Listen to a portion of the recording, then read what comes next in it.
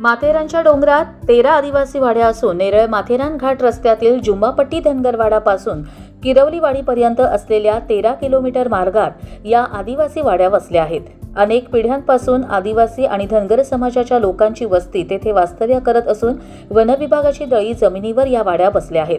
वनविभाग रस्ता तयार करण्यासाठी जमीन देत नसल्याने येथील आदिवासी आपल्या रस्त्याचा प्रश्न स्वतः एकतर येऊन श्रमदान करून सोडवत असतात. मात्र आमदार महेंद्र थोरवे यांनी या आदिवासी वाड्यांच्या रस्त्याचे काम मंजूर करून आणले आहे.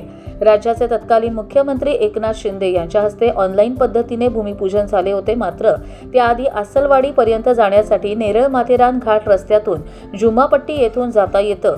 सर्व आदिवासी लोक यांनी एकत्र ये श्रमदान करून स्वतःच्या वाडीत जाणारे रस्ते बनवून घेतले. ते सर्व रस्ते पक्के नसल्याने पावसाळ्यात पाण्यासोबत वाहून जात असतात. त्यामुळे दरवर्षी या रस्त्यांची दुरुस्ती स्थानिक आदिवासी लोकांना करावी लागते. सर्व आदिवासी वाड्या देश स्वातंत्र्य होण्याआधी 100 वर्ष आधीपासून अस्तित्वात आहेत. मात्र वन कायदा अस्तित्वात आला आणि त्या ठिकाणच्या वाड्यांची जमीन वन विभागाच्या मालकीची झाली. वनजमिनीवर असलेल्या या आदिवासी वाड्यांमध्ये जाण्यासाठी पक्के रस्ते बनवले जात नाहीत, परंतु शासनाने 3-2 अंतर्गत प्रस्ताव यांच्या माध्यमातून जमीन देण्यात येऊ लागल्याने वन जमिनीतून रस्ते निर्माण होऊ लागले.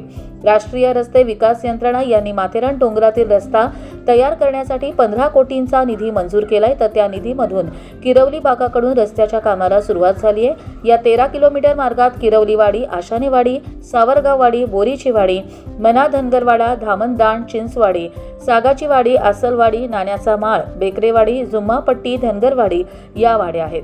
सध्या आशानेवाडी आणि सावरगाव वाडीमध्ये रस्त्यांची कामं सुरू असून तशा प्रकारे हे काम पुढे जाणार आहे.